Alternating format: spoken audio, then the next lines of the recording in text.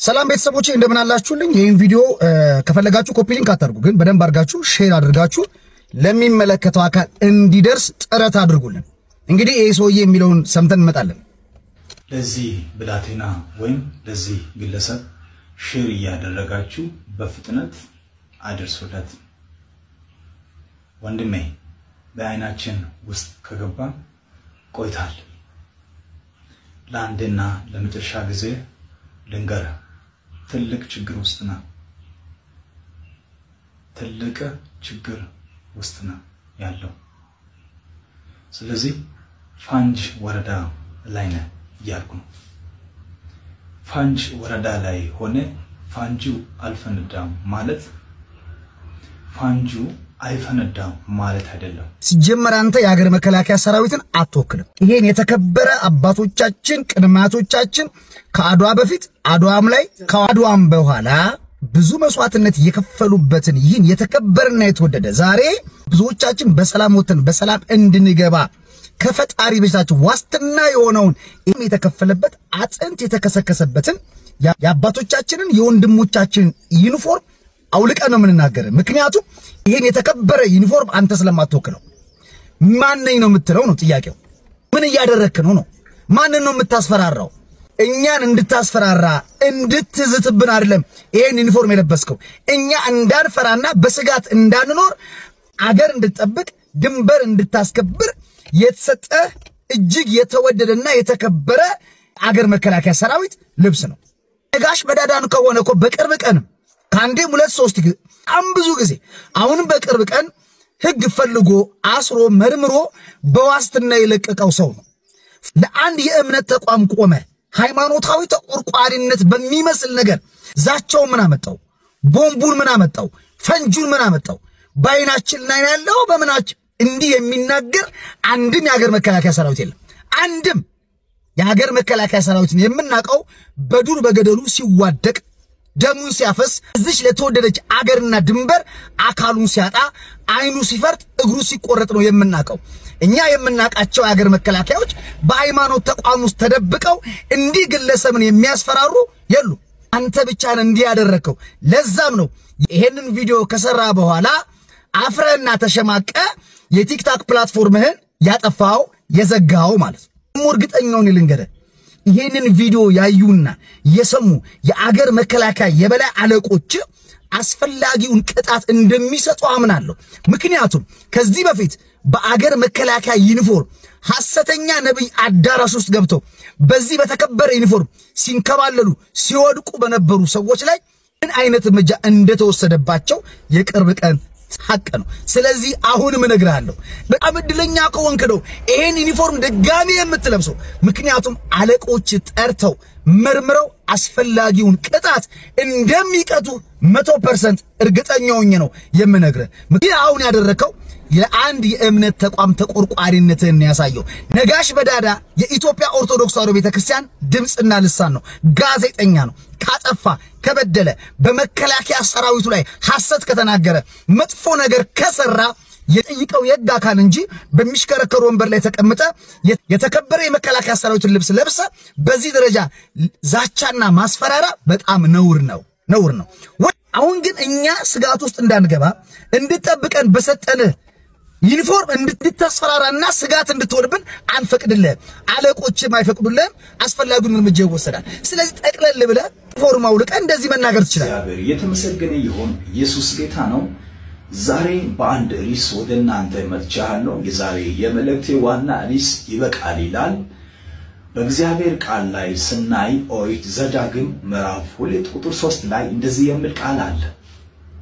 ይህ ተራራ መዞር ይበቃል። አንተ ነብይ መሆን ፓስተር መሆን ትችላለህ፣ ነገር ግን የሀገር መከላከያ መሆን አትችልም። ምክንያቱም የሃይማኖት ቋቱ ውስጥ ነው ያለው። የሃይማኖት ተቋም ውስጥና የብሔር ጥግ ውስጥ የተቀመጠ ሰው ደግሞ የሀገር መከላከያ መሆን አይችልም፣ በፍጹም አይችልም። ኤሶ ያልቀበትም አሁንም ዩኒፎርሙን ያውልቀና ደግሞ በሲ ብሎ ነው አሽሙራዊ ስብከቱ ሲሰብክ ተመልከቱት። ከሞት የተነሳው ሌላ ከሞት የተነሳ ሰው የለም። ከሞት የተነሳ ፍጡራን የለም። ከሞት የተነሳ ኢየሱስ ብቻ። ዳዊት ሞተ፣ በዛው ቀረ። አብርሃም፣ ይስሐቅ፣ ያዕቆብ ነኝ የእምነት አባት የተባሉ ሞቱ፣ በዛው ቀሩ። ማርያም ሞተች፣ በዛው ቀረች። ሞተች፣ በዛው ቀረች። ተነሳቸው። ወንድሜ ሁለት ግራረን ተብሎ ሁለት ዛፍ አይወጣም። ምረጥ፣ የትኛው ይሻላል? ለሀገር ለወገን ለድንበር መስዋዕት ለመሆን የለበስከውን ዩኒፎርም አክብረ መቀጠል ወይስ ደግሞ ፓስተርና ነብይ መሆን? የትኛው ይሻላል? ወንጌልም ጨብጦ ብረትም ጨብጦ አይቻልማ። ከሁለት አንዱ መምረጥ አለብህ።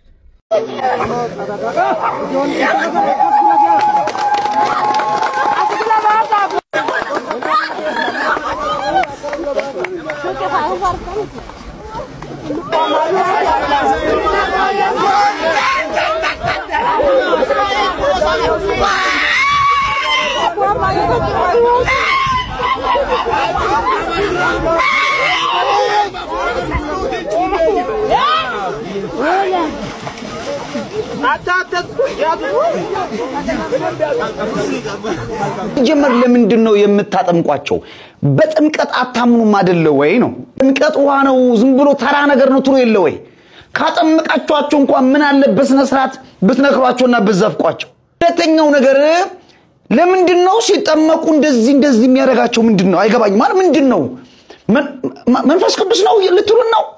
ምንድነው እንደዚህ የሚያንዘፈዝፋቸው የሚያርገፈግፋቸው ነገር ምንድነው? አጋንንት ነው? ጸላይ ነው? ምንድነው? አልገባኝም። እኔ ሰው ከእግዚአብሔር መንፈስ ቅዱስ ልጅነት የሚያገኝ ከሆነ እንዴት ነው እንደዚህ የሚጨነቀው? ያዙ ልቀቁኝ የሚለው እንደዚህ የሚያጓራው? ሰው ሲጠመቅ ልጅነት ሲያገኝ ሐሴት ነው የሚያደርገው።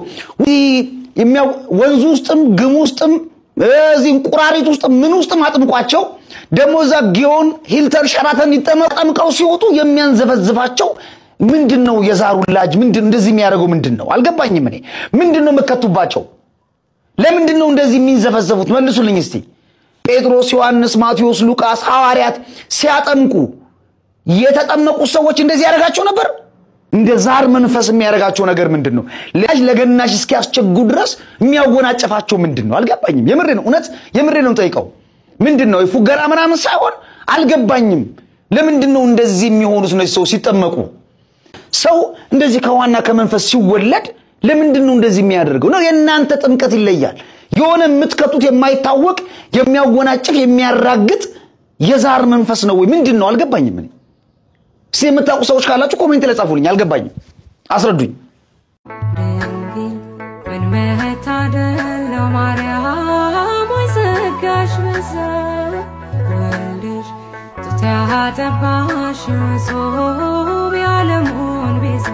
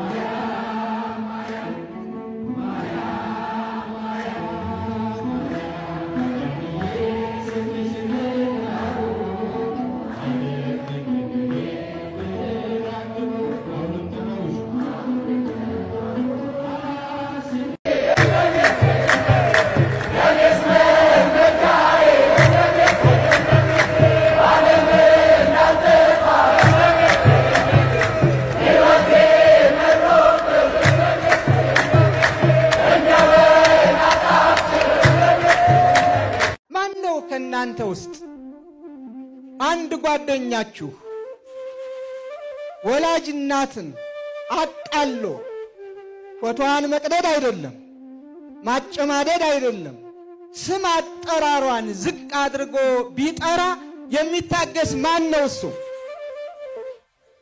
ካለ ልጅነቱ ያጠራጠራል። የእናት ፍቅር የሌለውም ያሰኘዋል ካለ ዝም የሚል። ለዚህም ነው ኦርቶዶክሳውያንም እናታችን ስትነካ ዝም የማይሉት። እኔና እኔን መሳዮች ለማስታመም ለማስተማር ትዕግስትን ለማዘውተር ቀስ በቀስ ብለን በሕግ እንሂድ ስንል ወጣቱ ደግሞ ትዕግስቱ ያልቅና ለምን ይላል። ለምን አልክ አንለውም። እናቱ ናታ የተገሰጸች፣ የማይደፈር ነው የተደፈረው። ሃይማኖት ሰዎች ለሃይማኖት መሪዎች በልዩ ልዩ መንገድ ይችን ቤተ ክርስቲያን የሚያቃልሉ አማኞቻችሁን ለእናታችን ለቅድስት ቤተ ክርስቲያን ስም የሚሰጡ አማኞቻችሁን እኛ ቅዱስ ጳውሎስ እንደነገረን በቅዱስ መጽሐፍ የተሰቀለውን ክርስቶስን እየሰበክን እኛ የምናምነውን ከመወለዳችሁ በፊት የምናመልከውን ኢትዮጵያውያን ያመለኩትን ኢየሱስ ክርስቶስን በማቃለል ሌላ ስም የሚሰጡትን አማኞቻችሁን አዲስ አማኞች ሆነው ብቅ ብቅ ያሉትን ፓስተሮቻችሁንም ጭምር አስታግሱልን። በቃ በሉልን። በቃ በሉልን። በጋራ ሀገር በጋራ እንኑር። በጋራ ሀገር በጋራ በሰላም እንኑር። ለሀገር እድገት እንጣር። ለሀገር ሰላም እንሩጥ። ስንት የምንሰራው ስራ መች ጠፋና? በግጭት ላይ ግጭት እንፈጥራለን። በጦርነት ላይ ጦርነት ማወጅስ ተገቢ ነው? ስንት የምንሰራው ስራ የሃይማኖት ሰዎች መች የምንሰራውን ሰራንና የስንት ንጹሃን ደም እየፈሰሰ ነው። ስንቶቹ በረሃብ አለንጋ እየተገረፉ ነው። ስንቶቹ መጠለያ አጥተው የአውሬ ቀለብ እየሆኑ ነው። ወላጆች እንዴት ነው እያለቀሱ ያሉት? ስንቶቹ በሰላም ከቤት ወጥተው ከቤት መግባት ተስኗቸው ወደ ጥንት ተመልሰን ሰው ክቡር ሲሆን ክቡርነቱ ተቃሎ በገንዘብ የሚሸጥበት የሚለውጥበት ይህን ገንዘብ ካላመጣ አንለቀውም የሚባልበት የሞት ፍርድ የሚፈረድበት ዘመን ላይ ደርሰን ስንት ክርስቲያኖች እግዚአብሔርን በማምለካቸው የተሰቀለውን ክርስቶስን በመስበካቸው በዋሉበት